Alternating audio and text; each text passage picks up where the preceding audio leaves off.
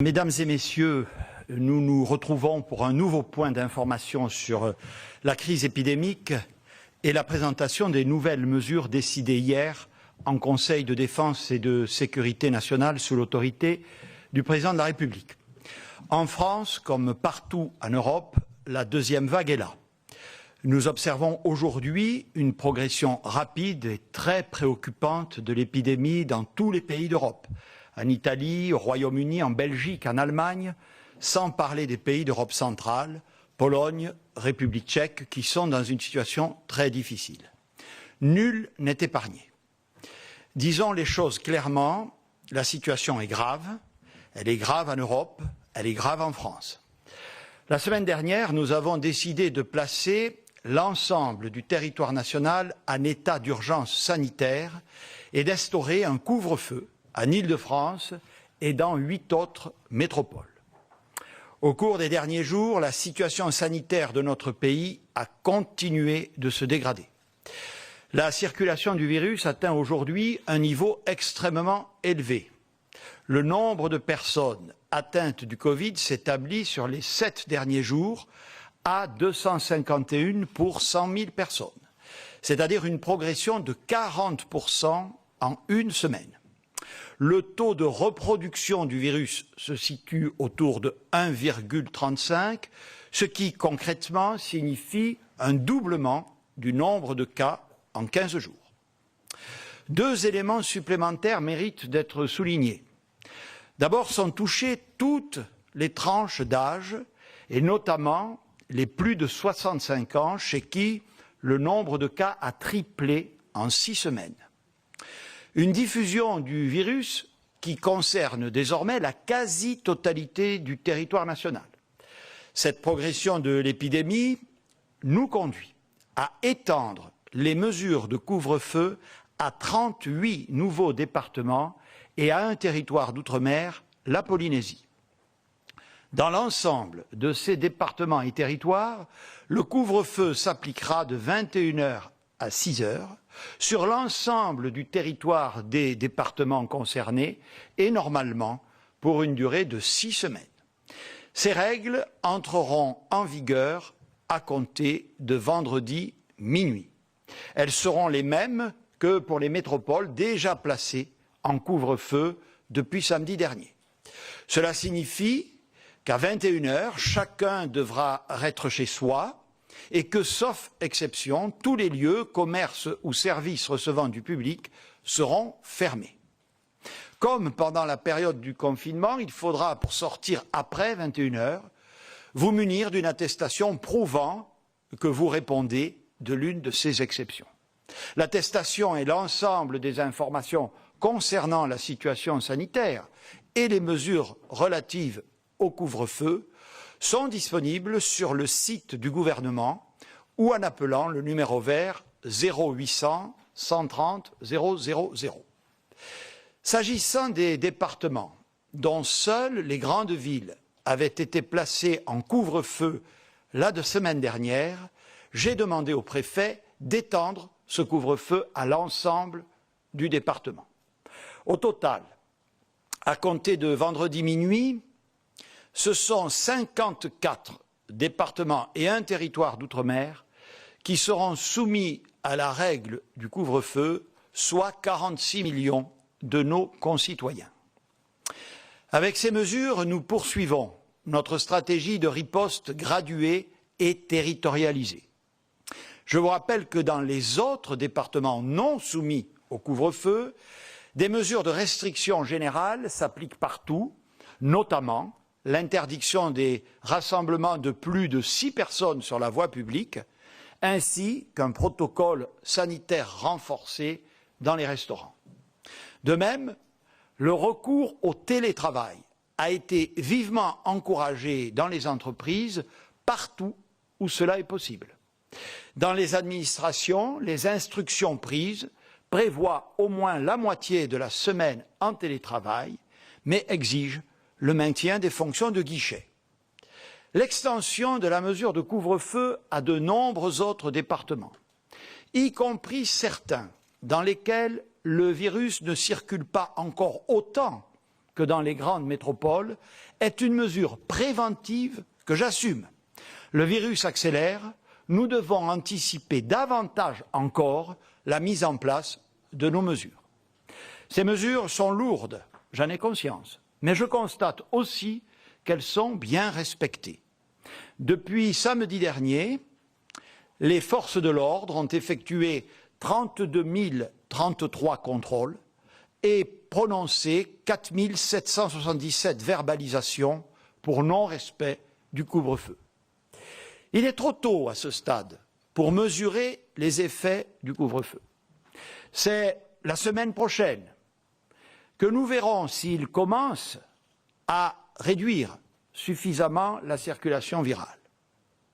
En fonction des résultats obtenus et de l'évolution de l'épidémie, nous réévaluerons le dispositif pour éventuellement le durcir, avec pour priorité absolue la volonté de sauver des vies et de protéger la santé de nos concitoyens, à commencer par les plus vulnérables d'entre nous. Pour cela, nous devons impérativement préserver notre capacité d'accueil à l'hôpital et dans les établissements de santé. Or, le taux d'occupation de nos lits de réanimation a dépassé la barre des 44%. 4 régions sont plus particulièrement touchées: Auvergne-Rhône-Alpes, Île-de-France, PACA et Hauts-de-France, où la barre des 50% de lits de réanimation occupés par des patients Covid a été franchie. Compte tenu du nombre élevé de nouveaux cas, cette tendance va se poursuivre dans les semaines à venir. Je vous le dis donc très clairement, les semaines qui viennent seront dures. Nos services hospitaliers vont être mis à rude épreuve et le nombre de morts va continuer d'augmenter. Les nouveaux cas d'aujourd'hui sont les malades hospitalisés de demain et malheureusement parfois les morts d'après-demain. Le mois de novembre sera éprouvant, nous le savons déjà. Chaque jour, le nombre de décès augmente. Je cède la parole à Olivier Véran, ministre des Solidarités et de la Santé, pour un point plus détaillé sur la situation épidémiologique et celle de nos hôpitaux. Monsieur le ministre. Monsieur le Premier ministre, 40 millions de personnes atteintes du coronavirus dans le monde, plus d'1 million de morts, plus d'1 100 000 morts de par le monde. C'est le bilan à date de cette pandémie, un bilan qui s'alourdit jour après jour. Nous avons connu une accalmie en France et en Europe après la première vague qui avait été terrible, une accalmie estivale, mais désormais on peut considérer que l'Europe est à nouveau le continent le plus sévèrement touché par cette pandémie. Une grande majorité de pays de l'Union européenne ont désormais largement franchi ce qu'on appelle le seuil d'alerte. Et un peu partout, hélas, les hôpitaux se remplissent à nouveau. Un certain nombre de pays qui n'avaient pas connu de première vague, je pense à la République tchèque par exemple, enregistrent un nombre de décès quotidiens alarmant. La circulation du virus, vous le savez, je l'ai déjà dit, nous l'avons déjà dit, elle est moins rapide qu'au printemps dernier. Pourquoi est-ce qu'elle est moins rapide? Parce que nous appliquons les gestes barrières, la distanciation sociale, parce que nous sommes équipés avec des masques, et parce que le gouvernement a mis en place des mesures qui visent justement à freiner la circulation du virus sur tout le territoire national et de manière proportionnée et différenciée dans les territoires dans lesquels il circule le plus. Donc le virus circule moins vite qu'au printemps dernier, mais sa diffusion est quand même croissante et dans des proportions alarmantes. Quelques chiffres pour s'en rendre compte. Il y avait au mois d'août 10 malades repérés, diagnostiqués pour 100 000 Français. Actuellement, ce sont en moyenne 250 malades pour 100 000 Français. Et dans certaines métropoles, je pense notamment à Saint-Étienne, plus de 800 malades pour 100 000 Français, c'est-à-dire 80 fois plus de personnes diagnostiquées qu'au cours du mois d'août. En août, il y avait environ 1500 contaminations par jour. Nous avons dépassé les 25 000 malades par jour en moyenne, c'est-à-dire plus de 1000 malades diagnostiqués dans notre pays chaque heure du jour et de la nuit. Ces chiffres, ils doublent, vous l'avez dit Monsieur le Premier ministre, tous les 15 jours malgré tous les efforts.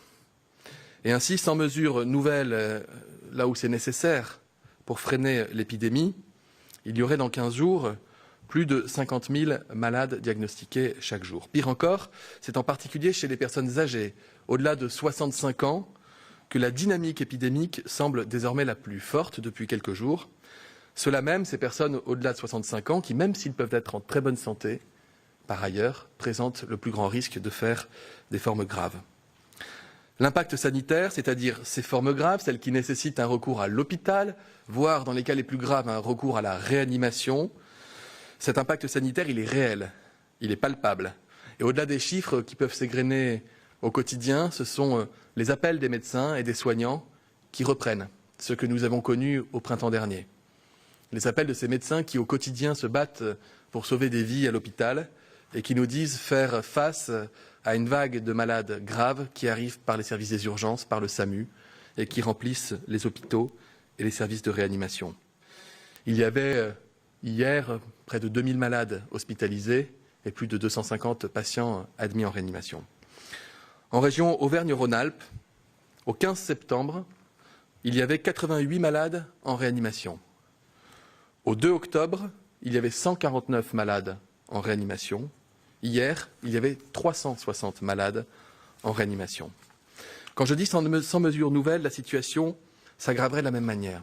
Est-ce à dire que les mesures qui ont été prises, comme la limitation des grands rassemblements, la fermeture des bars, la limitation des rassemblements, y compris dans la sphère privée, à 6 personnes au maximum, ou encore le couvre-feu partout où il a été mis en place, est-ce à dire que ces mesures seraient inefficaces? La réponse est non, et vous l'avez dit, Monsieur le Premier ministre, il est trop tôt pour pouvoir tirer les conclusions et les enseignements de l'impact de ces mesures pour freiner l'épidémie. Un rappel, lorsque le confinement généralisé a été mis en place dans notre pays, les courbes ont commencé à s'infléchir à partir de 15 à 18 jours. C'est le temps qui est nécessaire pour véritablement mesurer l'impact des mesures que nous prenons. Et effectivement, en début de semaine prochaine, nous espérons des premiers signes, un frémissement de l'incidence à l'échelle du pays. Sur la courbe qui apparaît, vous pouvez vous poser la question de pourquoi est-ce que cette courbe qui augmentait avait commencé à s'infléchir avant de repartir très fort. C'est un phénomène que nous avons constaté en France, mais également dans les pays voisins. Je pense à la Belgique, en Grande-Bretagne, en Espagne, mais désormais aussi en Allemagne et l'Italie. Les chercheurs se penchent sur la question, peut-être est-ce lié à la vague de froid qui a frappé l'Europe, le grand refroidissement qui est arrivé à cette période-là, qui fait que l'incidence est repartie de plus belle. En tout cas, ce qu'on peut aussi retenir de cette courbe, c'est qu'à un moment, les mesures de gestion, les mesures pour freiner la diffusion du virus avaient commencé à porter leurs fruits. C'est exactement ce que nous attendons des mesures qui ont été mises en place de façon proportionnée sur le territoire national pour les prochains jours et les prochaines semaines. Et vous l'avez dit, ce n'est pas de la prédiction, c'est hélas une évidence, une certitude. Le nombre de formes graves, le nombre d'hospitalisations, le nombre d'admissions en réanimation et le nombre de décès va forcément augmenter dans les semaines qui vont venir. Parce que ce n'est que le reflet des malades qui sont diagnostiqués actuellement. Un malade qui se contamine va développer des symptômes 4 à 5 jours après, quand il développe des symptômes en général, et les formes graves apparaissent entre 8, 10, voire 15 jours après la contamination. Ainsi, quand vous avez une incidence comme celle que nous avons en France ou en Europe chez les personnes dites fragiles, vulnérables de fait de leur âge, eh bien, on le sait, hélas, qu'un certain nombre d'entre elles iront nécessairement à l'hôpital et en réanimation. C'est pour ça, d'ailleurs, que nos soignants et nos médecins sont en alerte permanente, en ville comme à l'hôpital. Ils sont en alerte permanente pour d'abord faire de la place à l'hôpital. Au-delà même des réanimations, il y a un besoin de lits hospitaliers. Et des mesures sont mises en place. Je vais vous en citer une qui est en cours de mise en place dans la région Île-de-France. Le directeur général de l'Agence régionale de santé demande par exemple aux établissements privés qui ont des services de rééducation qui ne sont pas forcément occupés de pouvoir y transférer des malades qui vont à l'hôpital dans des services de médecine qui ne sont pas atteints du Covid, de manière à libérer de la place dans les services de médecine, dans les hôpitaux et dans les cliniques pour pouvoir y admettre des malades atteints du Covid. Faire de la place, c'est aussi préparer les réanimations. Vous savez, nous l'avons dit et répété, nous avons les équipements de protection qui sont nécessaires, nous avons des médicaments de réanimation avec un stock national permettant de soigner davantage encore de malades si c'était nécessaire que pendant la première vague.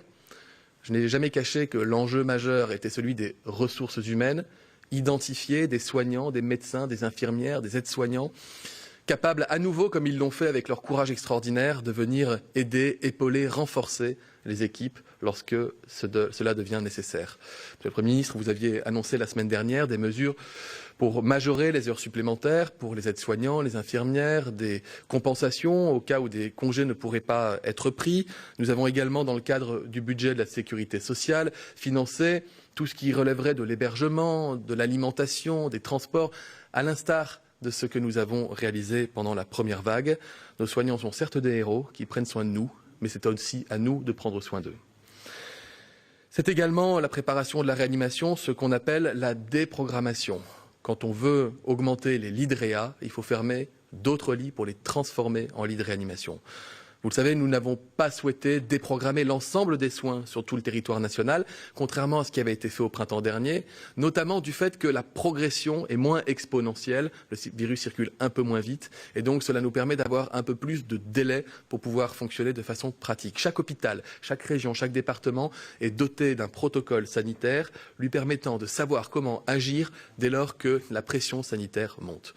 Un exemple, dans la région Auvergne-Rhône-Alpes, l'ensemble des soins de chirurgie programmés, en dehors de la chirurgie qu'on appelle ambulatoire ou de la chirurgie cancérologique, l'ensemble de la chirurgie programmée dans le secteur public et dans le secteur privé ont été retardés, suspendus pour une durée d'au moins 2 semaines pour laisser de la place. Déjà dans cette région Auvergne-Rhône-Alpes, des transferts de malades graves ont lieu au sein de la région entre 2 hôpitaux quand un hôpital n'a plus suffisamment de place. Et alors s'enclenche la dynamique de création, de montée du nombre de lits de réanimation pour pouvoir accueillir de nouveaux malades. Quelques chiffres, nous avions dans notre pays historiquement 5100 places de réanimation avec respirateurs et équipes personnelles. Nous sommes montés à 5800 lits dans la durée, à la faveur de l'été, avec des efforts conséquents qui ont été réalisés par l'ensemble des hôpitaux, plus 15% de places de réanimation. Nous sommes capables de monter à 7700 lits dans un délai de moins de 15 jours, sans forcément déprogrammer beaucoup de soins et sans forcément rappeler beaucoup de personnel, mais au prix quand même d'un effort d'organisation important. Et s'il devenait nécessaire d'augmenter davantage encore nos capacités d'accueil en réanimation, sachez qu'au 15 avril dernier, il y avait eu 10 700 lits de réanimation armés, mobilisés pour accueillir des malades.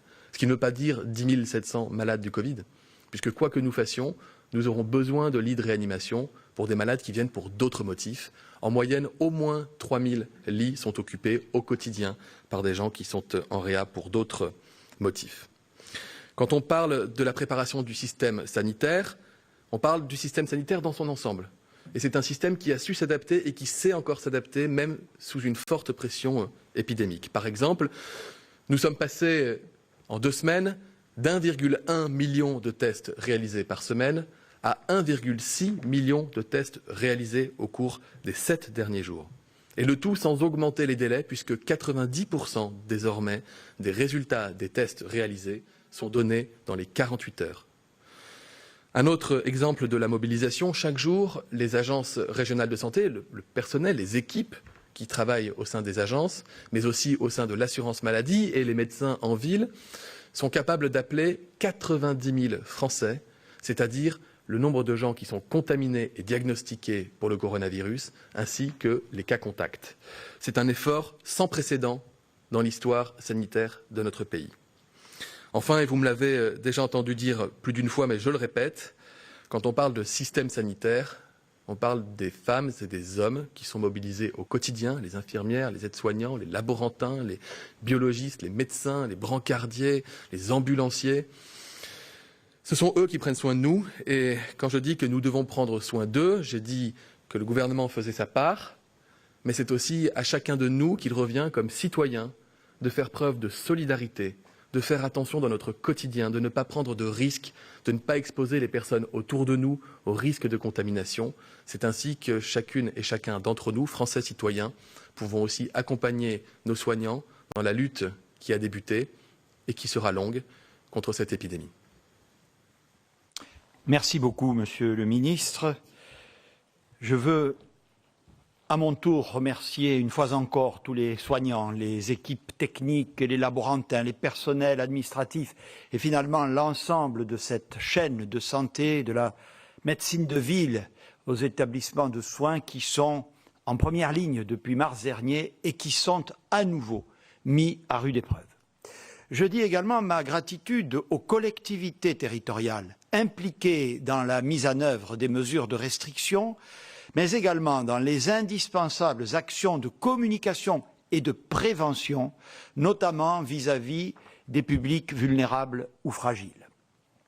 Mais au-delà de notre capacité à prévenir, à dépister, à soigner, au-delà des mesures administratives que nous déployons, je veux insister solennellement sur le fait que nous avons besoin de l'implication de tous.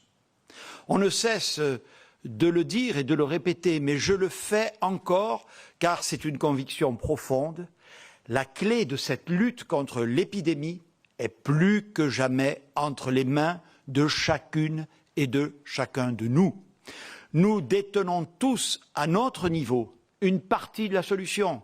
Elle est connue, porter le masque, se laver très régulièrement les mains ou utiliser du gel, tousser ou éternuer dans son coude ou dans un mouchoir, utiliser des mouchoirs à usage unique et les jeter, saluer sans se serrer la main et éviter les embrassades, respecter une distance d'1 mètre, aérer les lieux dans lesquels vous vivez et travaillez, et enfin, plus que jamais, réduire ces interactions sociales.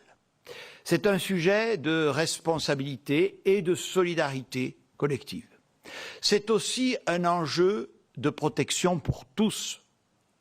Tant qu'on n'est pas touché, on se croit intouchable. Pourtant, ce virus frappe tout le monde. Il concerne tout le monde, jeunes et moins jeunes, en ville comme à la campagne, avec certes des formes plus ou moins graves, mais sans que nul ne puisse se considérer à l'abri, y compris les jeunes. J'en appelle donc encore et encore à la solidarité nationale et à une mobilisation sans faille. Car si nous ne réussissons pas collectivement à juguler l'épidémie, nous ferons face à une situation dramatique et nous devrons envisager des mesures beaucoup plus dures. Il est encore temps de l'éviter. Mais il ne nous reste plus beaucoup de temps. Je voudrais donner la parole au professeur Étienne Gaillat, directeur médical de crise à l'hôpital Lariboisière, qui va nous rappeler que tous les types de profils peuvent développer des formes, y compris graves, de la maladie. Monsieur le professeur. Merci beaucoup, Monsieur le Premier ministre, et merci de me donner l'opportunité, effectivement, de vous présenter quelques éléments de la réalité de ce qu'on vit dans les hôpitaux, et en particulier les hôpitaux d'Île-de-France dans lesquels je travaille. Ce qu'on observe depuis quelques semaines, c'est effectivement une augmentation continue du taux d'incidence du virus dans toutes les classes d'âge. Et ce qu'on a observé, c'est une augmentation qui a commencé dans les classes d'âge les plus jeunes, des patients de moins de 30 ans, et puis un peu plus tard des patients de moins de 40 ans. Et on voit aujourd'hui une augmentation qui s'infléchit encore fortement chez les patients, cette fois plus fragiles parce que plus âgés.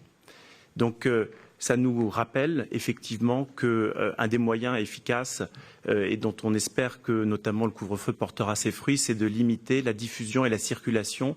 Et aujourd'hui, il n'y a qu'un remède à ça, c'est de limiter nos interactions pour éviter de se transmettre le virus. On observe parmi les patients qu'on a à prendre en charge quotidiennement des formes de contamination à l'intérieur de la cellule familiale, à l'intérieur de couples. On a eu à prendre en charge, en particulier dans la première vague, et on espère ne pas l'avoir aujourd'hui, des couples, y compris des couples en réanimation atteints de la Covid-19. Donc ça, c'est une réalité. La deuxième réalité, c'est on a eu l'impression d'entendre que le virus, dans sa forme d'aujourd'hui, était moins grave et éventuellement moins virulent. Et ce qu'on observe, c'est pas tout à fait ça, malheureusement. On observe deux faits. C'est que les patients qui sont admis dans nos services de réanimation, quand on regarde à peu près la distribution de l'âge et qu'on la compare depuis cet été par rapport au premier pic épidémique, eh bien, cette distribution de l'âge, elle est en fait strictement similaire, encore une fois parmi les patients les plus graves, à savoir que 50% des patients admis en réanimation ont moins de 60 ans. Et quand on s'intéresse encore à des patients plus jeunes, on a effectivement entre 15 et 20% de patients de moins de 40 ans en réanimation. Très factuellement, il y a dans l'hôpital dans lequel je travaille, qui est l'hôpital Lariboisière, sur les 32 lits de réanimation qui sont ouverts, 15 patients atteints de Covid-19, 3 d'entre eux ont moins de 40 ans et ont fait des formes graves. Ce qu'on a observé pendant les premières semaines de l'été, c'était des patients qui présentaient notamment moins de besoins de ventilation artificielle, ce qui était évidemment un signal très positif. Malheureusement, on observe maintenant depuis quelques semaines une remontée de ces besoins de soins très lourds, de réanimation, qui fait dire que la virulence du virus est la même et qu'elle touche toutes les couches de la population. Un message important que j'aimerais porter au nom de la communauté soignante et singulièrement celle de réanimation, c'est d'essayer de contredire un peu l'idée que la solution face à cette remontée épidémique et à cette deuxième vague, ce serait d'augmenter les lits de réanimation, ce qui sous-entendrait que venir en réanimation, ce n'est pas grand-chose. Quand on vient en réanimation, malheureusement, ce qu'on observe, c'est 15-20% de patients qui n'en sortiront pas parce qu'ils y mourront. Et que parmi ceux qui sortiront de réanimation, il y a encore des patients qui continuent de mourir dans l'année qui suit, et beaucoup d'entre eux, et on l'observe avec la Covid-19, comme on l'observe avec les autres pathologies de réanimation, sortent avec des séquelles lourdes dont ils mettront du temps à se remettre. Donc vraiment, le message, ce n'est pas d'augmenter le nombre de lits de réanimation, c'est de tout faire pour éviter l'admission en réanimation et donc éviter la circulation du virus et les contaminations. Un des moyens, c'est effectivement, encore une fois, la distanciation. On l'a beaucoup dit, on l'a observé comme étant efficace. Et puis, tout ce qui est le tracing des patients, c'est-à-dire être capable de repérer les patients qui sont contacts d'un cas positif afin qu'éviter qu'eux-mêmes aillent contaminer d'autres patients. C'est aussi une réalité qu'on partage. Il y a des patients qui n'ont pas de symptômes et qui sont pourtant contagieux. Et c'est cela, probablement, qu'il faut identifier le plus tôt possible pour éviter plus de dissémination. Je vous remercie, monsieur. Merci beaucoup. Merci beaucoup, monsieur le professeur. Face à l'accélération de l'épidémie qui vient d'être rappelée, nous devons mobiliser tous les outils. Les nouvelles technologies constituent un de ces outils utiles pour retracer les chaînes de contamination, et ce, tout particulièrement lorsque la circulation du virus est élevée, et nous y sommes. Le gouvernement lance aujourd'hui la nouvelle application Tous Anti-Covid. Elle est disponible au téléchargement dès aujourd'hui, et je vous invite à tous la télécharger comme je l'ai fait moi-même. Je cède la parole à Cédric O, le secrétaire d'État en charge du dossier, pour qu'il vous présente les nouvelles fonctionnalités de l'application. Merci, Monsieur le Premier ministre. Les mesures qui ont été annoncées aujourd'hui sont difficiles. Et Olivier Véran, le ministre de la Santé, l'a dit, elles pourraient l'être encore plus à l'avenir. Mais cela n'est pas inéluctable. Nous ne sommes pas condamnés à une politique de stop and go dont nous savons à quel point elle est pénible pour nos concitoyens et dévastatrice pour notre économie. Pour cela, et Monsieur le Premier ministre l'a rappelé, nous avons besoin d'être chacun d'entre nous acteurs de la lutte contre le virus. C'est bien sûr le port du masque. Ce sont bien sûr les réflexes de distanciation physique. C'est bien sûr la réduction de nos interactions sociales. Mais c'est aussi l'utilisation de tous les outils qui peuvent nous aider à contrôler un virus qui va durer tout en continuant à vivre, et notamment les outils numériques. Ces outils numériques doivent permettre à chacun d'être acteur des 3 piliers de la stratégie mise en place pour réduire durablement la circulation du virus et de participer à notre résilience et à notre résistance collective. Tester, alerter et protéger. Ce que nous voulons faire avec ces outils numériques, c'est rendre chaque Français réellement acteur de l'ensemble de la chaîne de lutte contre le virus. C'est d'abord tester.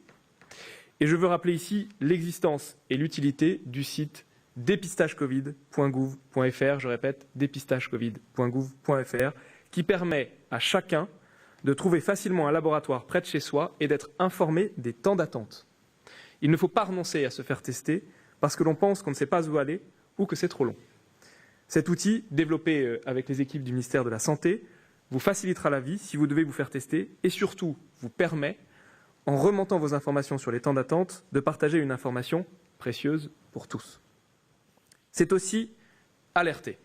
Et Monsieur le Premier ministre vient de le dire, pour gagner du temps sur le virus, nous avons lancé aujourd'hui l'application Tous Anti-Covid, mise à jour de l'application Stop Covid. Il faut, au sujet de l'application Stop Covid, être extrêmement clair. Oui, l'application n'a pas été suffisamment téléchargée pour être un outil vraiment utile dans la lutte contre le coronavirus. Et s'il faut en prendre la responsabilité, nous la prenons entièrement, moi le premier.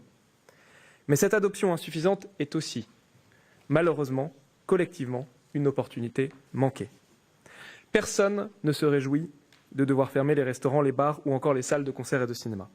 Personne ne se réjouit de devoir limiter ses interactions sociales. Mais pour éviter cela, et pour éviter cela à l'avenir, nous avons besoin de Tous Anti-Covid. Le Conseil scientifique, dans son avis rendu aujourd'hui, a été extrêmement clair sur ce point. La diffusion massive des applications du même type à l'étranger, au Royaume-Uni, en Allemagne, au Canada, confirme ce que les études épidémiologiques, les chercheurs et les soignants ont toujours dit et demandé. Si nous sommes suffisamment à télécharger et à activer cette application, cet outil peut être extrêmement utile dans la lutte contre l'épidémie. Suffisamment, cela veut dire que nous devons être plusieurs millions à le faire. Les Britanniques et les Allemands sont entre 15 et 20 millions à l'avoir fait. Il n'y a pas de raison qu'il n'en soit pas de même en France. Un rappel peut-être sur ce qu'est Tous Anti-Covid. C'est très simplement un geste barrière supplémentaire afin de lutter contre l'épidémie et sa propagation. Tous Anti-Covid fonctionne de manière simple. Si vous avez croisé le chemin d'une personne contaminée dans un bar, dans un restaurant, dans un cinéma, dans un lieu recevant du public, et que vous aviez tous les deux l'application, alors vous pourrez être prévenu dès que la personne en question recevra le résultat de son test. Ce qui vous permettra, premièrement, d'être averti et de vous isoler, ce qui vous évitera de contaminer de nouvelles personnes, surtout si vous êtes asymptomatique. Tous Anti-Covid nous permet de gagner du temps. D'utiliser le message reçu dans l'application pour avoir accès à la file prioritaire de test des cas contacts, comme toutes les personnes identifiées comme cas contacts par l'assurance maladie. Tous Anti-Covid, c'est un geste simple que nous faisons souvent. Télécharger une application mobile, l'activer et la garder ouverte. Mais, à l'image d'un vaccin, et je l'ai dit, ce geste n'est utile que si nous sommes très nombreux à le faire. C'est pourquoi je veux m'adresser directement à tous les Français, à toutes les Françaises et tous les Français. Nous avons besoin de vous. Nous avons besoin de tous. Nous avons besoin de chacun. Toutes les garanties ont été prises. La CNIL, la Commission nationale informatique et liberté, a audité en profondeur et validé l'application. Son code source est ouvert et public et permet à chacun de vérifier ce que je viens de dire. Tous Anti-Covid n'est pas un outil pour le gouvernement. Il est un outil collectif, très largement soutenu par la communauté médicale, qui doit nous permettre de garder les lieux de vie ouverts, qui doit vous permettre de vivre le plus normalement possible tout en vous protégeant. Cette application, c'est la vôtre. Téléchargez-la et activez-la dès que vous vous rendez dans un lieu recevant du public. Depuis Stop Covid, l'application a évolué. Elle continuera à le faire. Bien sûr, elle conserve sa fonction d'historique des contacts avec les mêmes garanties pour la vie privée. Mais avec Olivier Véran, nous l'avons fait évoluer pour en faire un vrai outil individuel d'information et de lutte contre l'épidémie. C'est pourquoi elle intègre, dans la version mise en ligne aujourd'hui, des éléments d'information quotidiens tels que le nombre de personnes testées positives chaque jour, le taux d'incidence, le fameux R, ou encore le taux d'occupation des lits de réanimation par les malades Covid. Ces éléments, donnés dans un premier temps sur une base nationale, seront adaptés à la ville de chacun dans les jours qui viennent. L'application présente également ses chiffres d'adoption, nombre d'enregistrements, nombre de cas déclarés dans l'application et nombre de cas notifiés. Ceci dans une logique de transparence et de mobilisation. Elle diffusera également, plusieurs fois par semaine, des éléments d'information ou d'actualité sur la connaissance et la lutte contre le virus. Elle intègre enfin un lien vers la carte de dépistagecovid.gouv.fr qui recense, je le rappelle, l'ensemble des laboratoires où se faire tester. Cette nouvelle application, nous l'incarnons par un nouveau nom, Tous Anti-Covid, et un nouveau logo que vous avez découvert derrière moi. Ces premières fonctionnalités seront enrichies toutes les 2 semaines de nouvelles fonctionnalités. Parmi celles-ci, je pense notamment à l'intégration de l'attestation de sortie, ou encore à une alternative au cahier de rappel dans les restaurants. Tout cela car l'épidémie est appelée à durer. Je veux, à cet égard, insister sur cette notion de temps. Nous n'attendons pas, avec ce redémarrage, de grands soirs de tous anti-Covid. Nous avons besoin, dans la durée, que plusieurs millions de Français téléchargent l'application. C'est pourquoi nous voulons, encore une fois dans la durée, faire de tous anti-Covid un couteau suisse numérique pour faciliter la vie quotidienne avec l'épidémie. Protéger, enfin. Les Français sont mobilisés dans la lutte contre l'épidémie. Ils souhaitent adopter les bons gestes pour se protéger et protéger les autres. Mais ils ont souvent besoin de conseils personnalisés. Le numérique est un formidable levier pour le faire dans un contexte, on le sait, où l'information foisonne et évolue sans cesse. C'est dans cet esprit et avec l'ensemble de la communauté médicale qu'a été développé mesconseilscovid.fr. Je répète, mesconseilscovid.fr. Ce site vous permet, en renseignant quelques questions, d'avoir des conseils personnalisés. Et si vous êtes touché par le virus, il vous permet de suivre dans le temps vos symptômes et de prendre les bonnes décisions. Ensemble, ces trois outils forment un tout. Pour faire du numérique l'outil de chacun et de tous dans la lutte contre le virus. Je vous remercie. Merci beaucoup, Monsieur le Secrétaire d'État, de ces informations importantes. Mesdames et Messieurs, l'instauration du couvre-feu et son extension à de nouveaux territoires a et aura des conséquences économiques lourdes pour de nombreux secteurs professionnels. Pour y répondre, les mesures de soutien économique annoncées la semaine dernière seront étendues à l'ensemble des départements basculant sous le régime du couvre-feu. Le renforcement du fonds de solidarité, les exonérations de cotisations sociales, le prolongement des prêts garantis, ainsi que des dispositifs d'activité partielle. Nous continuons à travailler en lien avec les fédérations et les représentants des différents secteurs concernés pour continuer à améliorer nos dispositifs, mieux prendre en compte les loyers payés par ces entreprises ou encore encourager davantage la médiation entre locataires et bailleurs, avancer sur la question des congés payés et proposer un nouveau régime d'assurance pour les entreprises en cas de catastrophe sanitaire. À tous ces secteurs économiques particulièrement impactés par les mesures de restriction que nous sommes tenus de prendre, hôtellerie, bars, restauration, événementiel, sport, culture et d'autres encore, à tous, je veux dire que le gouvernement comprend leur désarroi et parfois leur sentiment d'injustice alors qu'ils ne demandent qu'à travailler et à vivre de leur travail. Ces mesures ne sont en aucun cas des sanctions contre eux. Elles sont des mesures de prévention destinées à limiter la propagation du virus et d'ailleurs tous les autres pays prennent des mesures comparables. C'est la raison pour laquelle la solidarité nationale doit, comme nous le faisons depuis le début de cette crise, se déployer en leur direction. Au nom de quoi n'indemniserions-nous pas des secteurs que, pour des justes raisons d'intérêt général sanitaire, nous empêchons de vivre normalement? Cela a un coût, bien sûr, mais les laisser tomber aurait un coût moral, humain, mais aussi financier, bien plus lourd encore. S'agissant en particulier du secteur de la culture, nous avons reçu ce matin avec la ministre de la Culture les représentants du cinéma et du spectacle vivant. Ils nous ont fait part de leurs grandes difficultés à maintenir leur activité en raison du couvre-feu.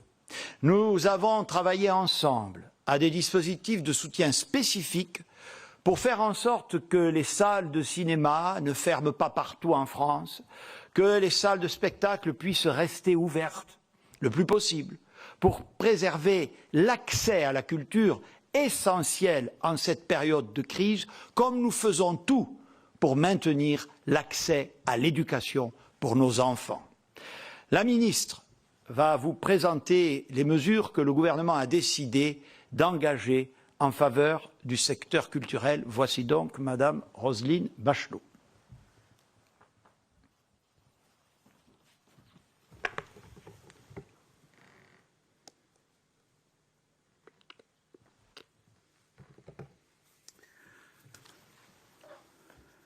Oui, le Premier ministre, le ministre de la Santé, le professeur Gaillard l'ont rappelé, la situation sanitaire est grave.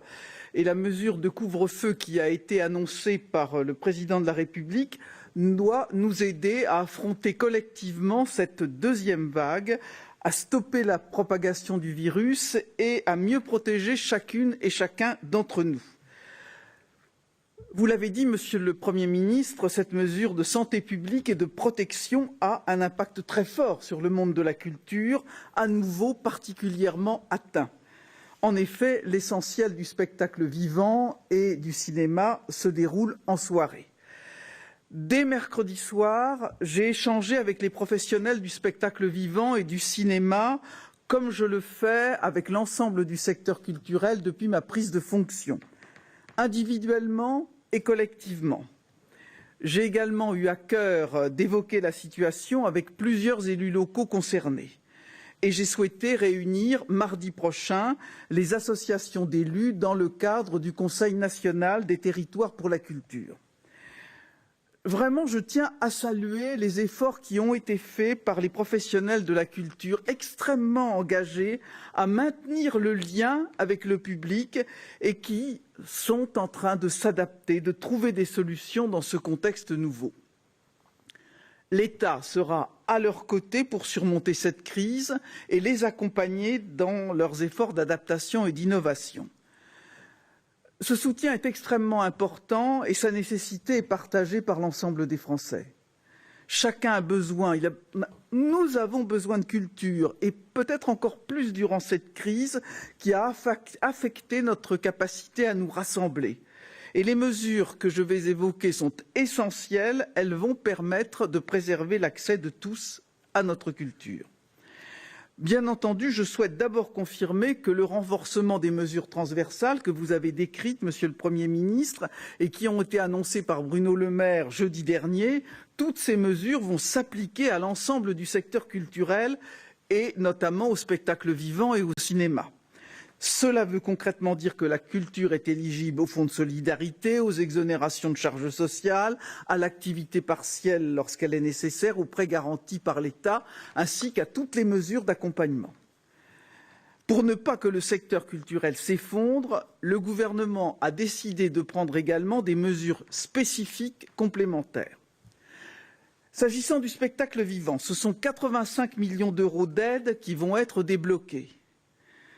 En effet, dans les territoires concernés, le couvre-feu a de lourdes conséquences sur le maintien de l'activité.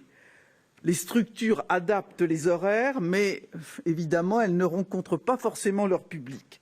La fréquentation et donc leurs ressources vont diminuer. Notre objectif, c'est à la fois de sauvegarder les programmations et les salles en permettant de jouer, même à jauge extrêmement réduite. Pour le spectacle vivant musical, le fonds de sauvegarde et le fonds de compensation seront dotés de 55 millions d'euros complémentaires, dont 3 millions destinés particulièrement aux auteurs. Les dispositifs mis en place seront confiés au Centre national de la musique et bénéficieront à l'ensemble des acteurs du secteur, privés ou subventionnés. Nous allons par ailleurs proposer au Parlement de prolonger l'exonération de la taxe sur les spectacles au premier semestre 2021 pour alléger les charges des entreprises du secteur.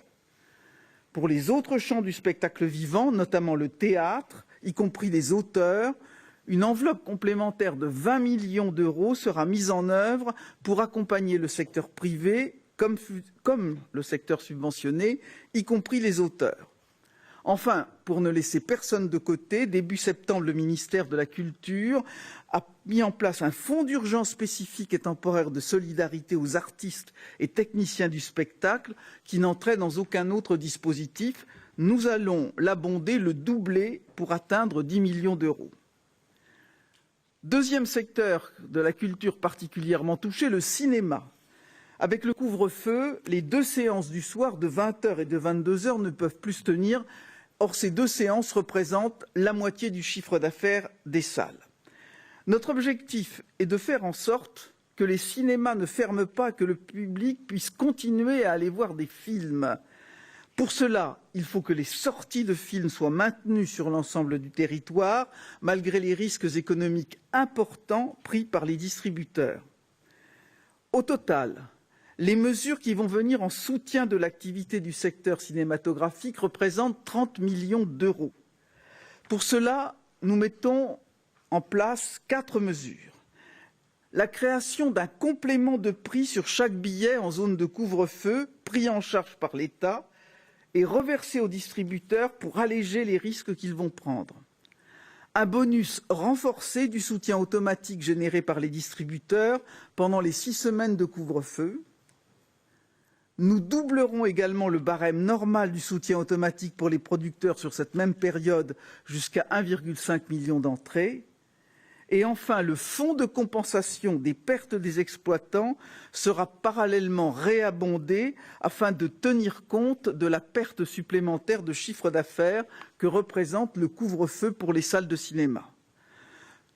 Ce sont donc au total 115 millions d'euros qui vont être injectés pour soutenir le spectacle vivant et la culture. C'est un nouvel effort exceptionnel qui vient s'ajouter à toutes les mesures que nous prenons depuis le début de la pandémie. Je veux vraiment remercier du fond du cœur les professionnels pour leur engagement de tout faire pour continuer à ouvrir dans les conditions sanitaires les plus sûres. Et je remercie évidemment nos concitoyens qui, on le voit depuis le début de la semaine, veulent continuer à aller voir des artistes sur scène et à aller voir des films. Et je veux leur dire que le président de la République, le Premier ministre et le gouvernement sont à leur côté pour que notre culture ne s'arrête pas. Merci beaucoup, Madame la Ministre. Mes chers concitoyens, la situation est difficile, mais l'État est prêt et l'ensemble du gouvernement est mobilisé. Et avec l'État, toutes les collectivités publiques et les services publics. Les contraintes que nous devons collectivement nous imposer sont importantes et j'en ai parfaitement conscience. Cette crise sanitaire est appelée à durer sans doute plusieurs mois encore. Mais si nous faisons ensemble les efforts nécessaires en respectant les règles communes ou individuelles pour réduire la circulation du virus, nous pourrons alors alléger les contraintes qui pèsent sur nos vies quotidiennes. Je vous remercie et je me tiens à votre disposition ainsi que les ministres présents pour répondre à vos questions.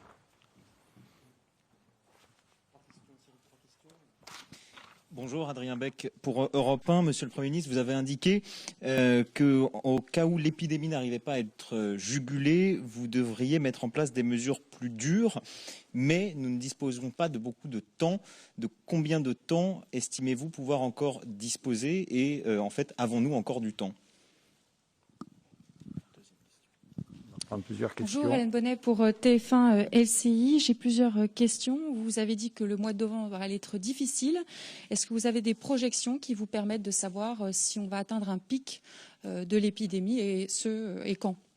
Autre question, sur l'application Tous Anti-Covid, vous venez d'en faire la promotion, mais y aura-t-il d'autres campagnes pour la rendre plus populaire auprès des Français ? Et enfin, je voulais parler des vacances de Noël. Je sais que vous avez peu de visibilité, mais est-ce que les Français doivent s'attendre à ce que leurs vacances de Noël soient perturbées, notamment les rassemblements familiaux ? On va prendre encore une ou deux questions et puis on va répondre à ce premier jet. Bonjour Monsieur le Premier ministre, Bonjour, Madame la Ministre, Messieurs les Ministres, Florent Tardif pour CNews Canal+. Je vais rejoindre la question de mon collègue qui a été posée précédemment concernant justement ces mesures plus dures qui pourraient être prises dans les prochaines semaines puisque ce mois de novembre sera compliqué, éprouvant même pour reprendre vos propos. Est-ce que le couvre-feu est un pré-confinement ? Est-ce qu'on se dirige vers le confinement ? Et seconde question concernant la stratégie du gouvernement, selon les données Santé publique France, en semaine 41, 27,1% des nouveaux cas étaient connus comme étant précédemment des cas contacts. Pour reprendre les propos du ministre des Solidarités et de la Santé, ce n'est plus nous qui traquons le virus, c'est le virus qui nous traque. Souhaitez-vous évoluer dans la stratégie de dépistage et, par exemple, avoir une stratégie qui est dite à la japonaise, rétrospective, en tentant d'analyser comment une personne positive a été contaminée et non plus quels sont ses cas contacts. Merci beaucoup. Allez, une dernière question pour un premier jet et on répond. Oui, Frédéric Aziza, Radio J. Je voudrais compléter la question précédente. Donc, vous avez évoqué la possibilité d'envisager des mesures plus dures. C'est-à-dire qu'en cas d'aggravation de la situation, le couvre-feu pourrait évoluer vers un couvre-feu à la guyanaise, c'est-à-dire un couvre-feu de 17h à 5h du matin le lendemain et le week-end du samedi 13h au lundi 5h. Bon, on va répondre à ce premier jet de questions. Je demande au ministre de la Santé de s'approcher du pupitre parce qu'évidemment beaucoup concerne. Une précision préalable, j'ai dit et je confirme que le mois de novembre sera difficile parce que nous savons déjà que quel que soit l'effet que nous espérons positif des mesures de couvre-feu, l'impact des contaminations actuelles sur la montée des hospitalisations en réanimation se fera sentir fortement, on en est sûr maintenant, au mois de novembre. D'où les difficultés que je pressentais.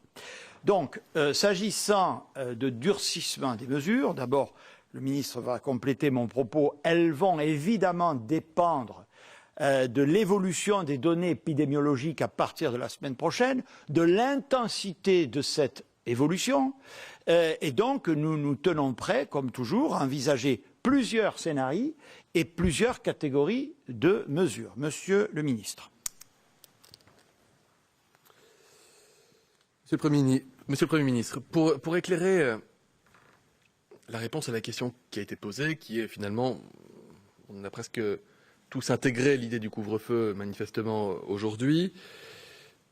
Et qu'est-ce qui pourrait intervenir pour la suite? Comme l'a dit parfaitement Monsieur le Premier ministre, d'abord, si on pouvait se passer d'autres mesures, je pense que tout le monde s'en porterait bien, à commencer par les malades eux-mêmes, les hôpitaux, la population, les soignants.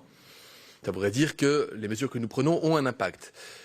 Moi, je ne voudrais pas qu'on sombre dans le défaitisme par avance et qu'on considère que le couvre-feu n'aurait pas vocation à fonctionner. D'abord parce qu'il a fonctionné. Il a fonctionné en Guyane. Alors, les horaires ont évolué du couvre-feu en Guyane, mais la Guyane est un territoire particulier, avec un ensoleillement qui était particulier, des pratiques qui sont, en termes de travail et d'horaires de vie, qui peuvent être particulières, surtout à la saison au cours de laquelle le couvre-feu s'est appliqué.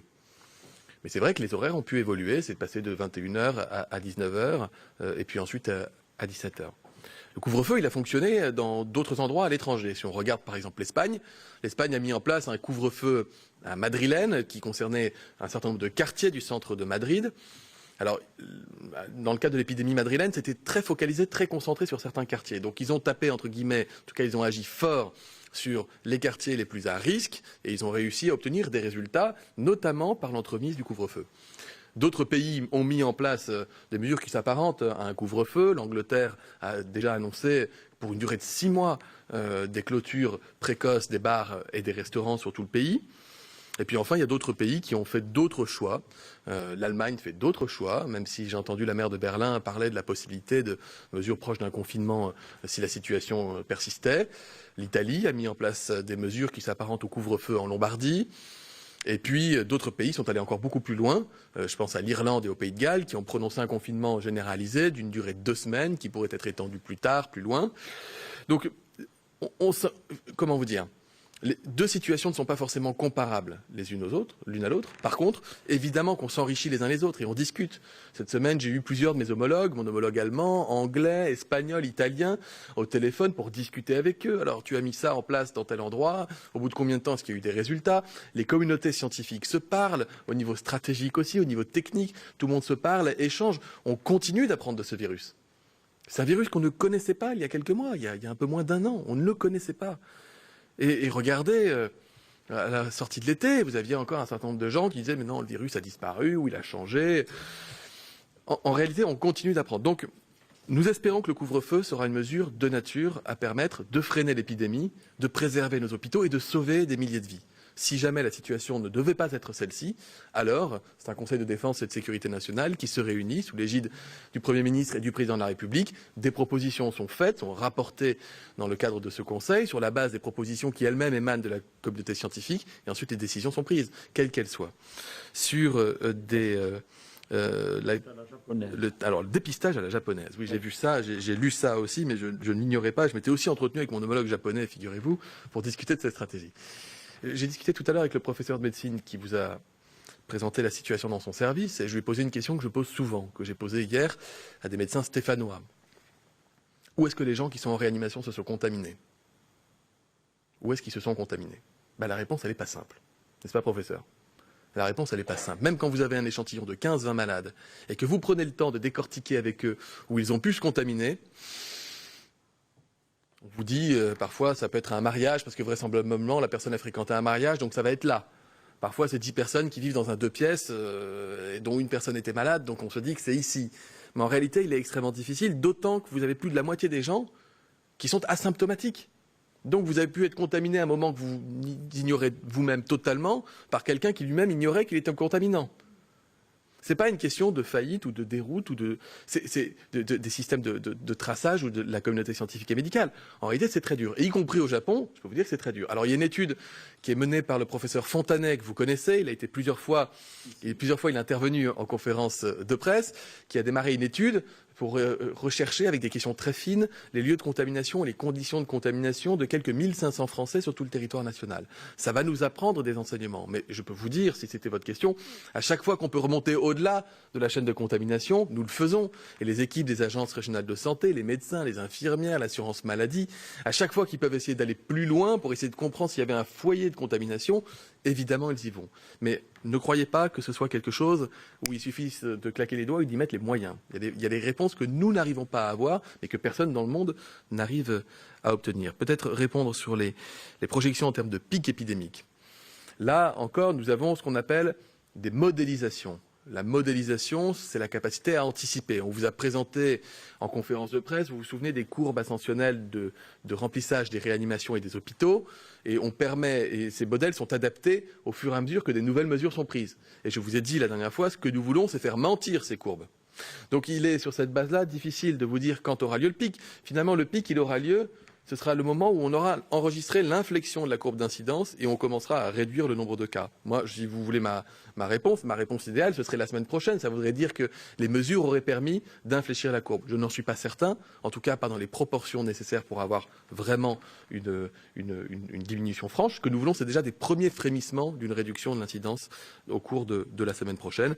Quant aux prédictions à Noël, c'est comme, je vous fais la même réponse qu'à chaque fois quand on parle de prédictions, tous ceux qui en ont fait s'en sont plantés.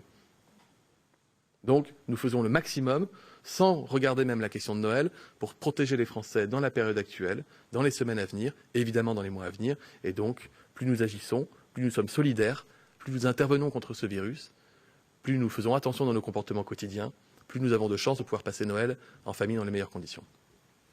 Merci, Monsieur le Ministre. En tout cas, notre responsabilité, la mienne en particulier, c'est évidemment d'abord de prendre les bonnes mesures, de veiller à leur application et d'anticiper toutes les hypothèses.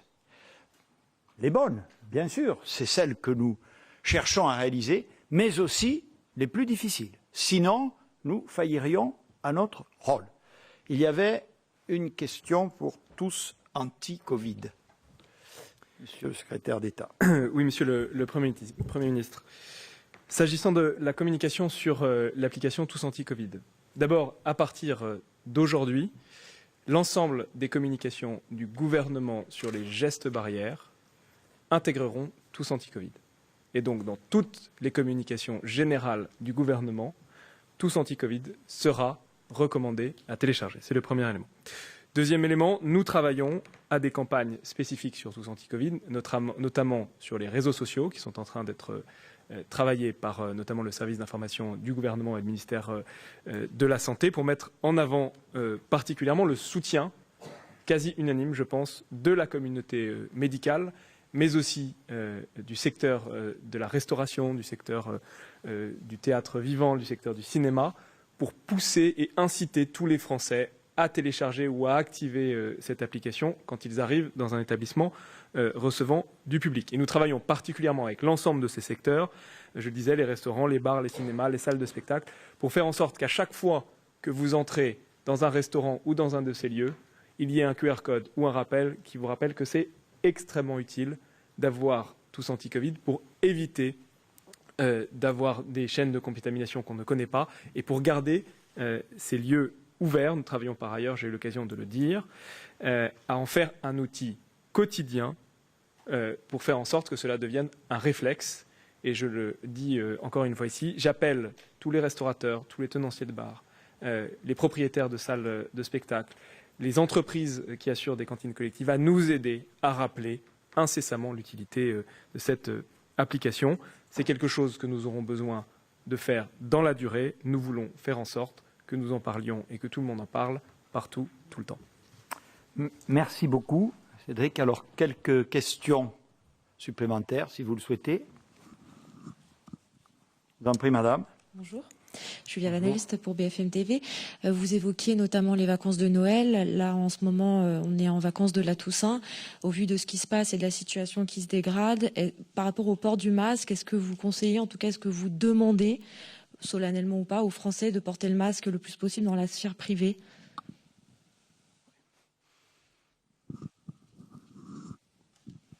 Bonjour, Jérémy Marot de l'AFP. La situation sanitaire actuelle montre que les différents messages d'alerte que vous avez lancés depuis la rentrée à destination des plus jeunes n'ont pas vraiment imprimé au vu des taux d'incidence. Est-ce que vous réfléchissez, est-ce que vous dressez déjà à ce constat d'échec? Est-ce que vous réfléchissez à revoir votre communication, à chercher des relais alternatifs pour pouvoir s'adresser à cette population qui est visiblement pas du tout réceptive aux avertissements? Bonjour Camille Collin pour TF1 LCI. Vous parlez souvent d'anticipation. Pourquoi ne pas envisager dès maintenant, si la situation est si grave, un couvre-feu sur l'ensemble du territoire français ?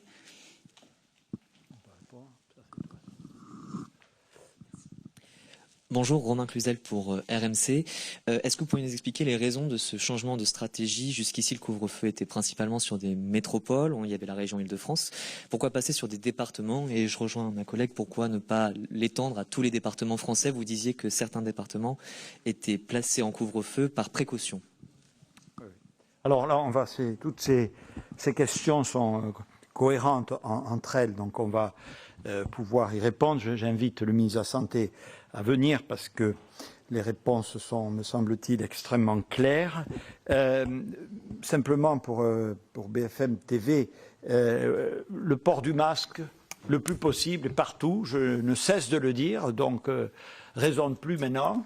Voilà, vous vous souvenez que j'avais dit que le virus ne prenait pas de vacances cet été, il n'en prend pas davantage pendant ces vacances de Toussaint, donc il faut rester vigilant et le port du masque est l'une des manifestations de cette vigilance. Monsieur le ministre. Est-ce qu'on a été bon dans la communication à destination des jeunes? C'est difficile de répondre à cette question. C'est difficile de répondre à cette question. Je me permets. Quel rôle avons-nous eu les uns les autres dans la période de reprise épidémique vis-à-vis des jeunes, dans les messages que nous véhiculons? Il m'arrive de trouver le temps d'allumer des chaînes de télévision et il ne me revient absolument pas de faire quelque censure que ce soit, et je ne parle pas de votre chaîne en l'occurrence. Enfin, on continue d'entendre sur certains plateaux de télévision des gens qui se disent experts en épidémiologie ou en virologie et qui ne le sont pas, et qui continuent de proférer des choses qui sont totalement fausses. Si vous me posez la question, pour avoir bataillé un peu comme Don Quichotte pendant la période ça vous fait rire parce que vous savez que c'est vrai, pendant la période du mois d'août et la rentrée de septembre, pour expliquer que non, c'est pas parce que vous êtes jeune que vous risquez rien. C'est pas parce que les malades sont plus jeunes, c'est parce que les malades les plus fréquents sont les plus jeunes qui n'avaient pas encore un impact sanitaire, mais que oui, les personnes fragiles allaient tôt ou tard être atteintes et que non, le virus n'avait pas muté pour être moins dangereux. Je peux vous dire que oui, peut-être qu'il faut trouver d'autres vecteurs, d'autres supports de communication, mais enfin, on n'a pas toujours été complètement aidés. Mais ça ne veut pas dire qu'on se dédouane de notre responsabilité, que je me dédouane de la mienne, s'agissant des messages qui ont pu être envoyés. Et permettez-moi, pardon, le ministre, de féliciter beaucoup d'initiatives qui sont prises à destination de ce public, y compris par des associations étudiantes et universitaires, partout, ça existe. Beaucoup de collectivités locales, dès cet été d'ailleurs, qui ont pris des services civiques, des jeunes qui sont allés porter le message auprès de tous les gens de leur génération. Donc, des initiatives ont été prises, elles s'amplifient. effectivement, les messages, on va dire, plus institutionnels ont quelques difficultés à atteindre cette cible, mais je fais confiance. Je veux dire, gardons-nous, là encore, de généraliser. Sur la question du couvre-feu, pourquoi est-ce qu'il n'est pas national? Écoutez, le principe de différenciation territoriale, c'est un principe qui a été plébiscité. Et d'ailleurs, beaucoup de questions qui ont été posées les semaines précédentes portaient sur le fait de savoir si on allait effectivement bien continuer à tenir compte de la réalité épidémique dans un territoire ou un autre. Je parlais de Saint-Étienne, pas pour stigmatiser Saint-Étienne, je fais attention, mais Saint-Étienne a l'incidence la plus élevée en termes de métropole, 800 cas pour 100 000 habitants. Vous comparez ça avec les territoires de Belfort où l'incidence est à 38, vous avez donc un écart de 1 à 20. Aller appliquer les mêmes mesures sur ces deux territoires, au stade où nous en sommes en tous les cas, ne fait pas forcément sens. Et donc, la différenciation territoriale permet de répondre à cela. Mais il y a des mesures qui ne sont pas différenciées.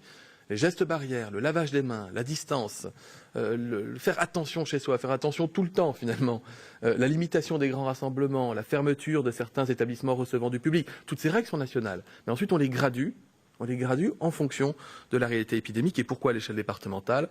Parce que lorsque les premières mesures de couvre-feu ont été appliquées dans les zones d'alerte maximale qui ciblaient les métropoles, eh bien rapidement, compte tenu de l'évolution de l'épidémie, des communes qui pouvaient être à 20, à 30 km et qui présentaient des statistiques en termes d'incidence et de cas graves quasiment identiques aux grandes métropoles, n'étaient pas soumises aux mêmes règles, ce qui n'était absolument pas cohérent. Donc on crée de la cohérence territoriale.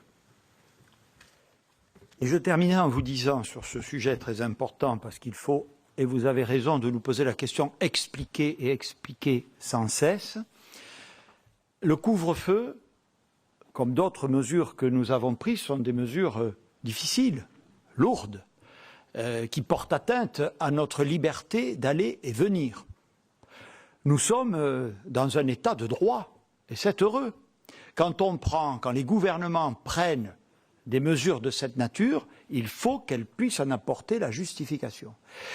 Les justifications, on a été tout à fait transparent, des mesures de couvre-feu reposent sur des indicateurs sanitaires, les taux d'incidence de la population générale, des personnes âgées de plus de 65 ans, le taux d'admission actuel est projeté dans les services de réanimation, et c'est lorsque ces seuils sont déclenchés que nous prenons les mesures. Je vous ai dit aujourd'hui, vous l'avez parfaitement relevé, que j'ai un peu anticipé pour une certaine catégorie de départements parce qu'ils ne sont pas très loin.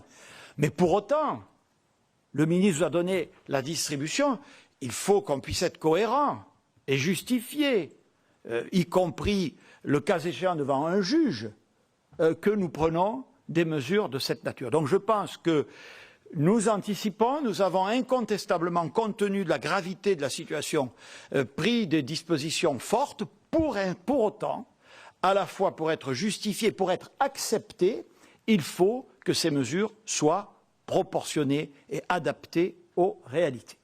Je vous remercie vivement et je vous dis à très bientôt.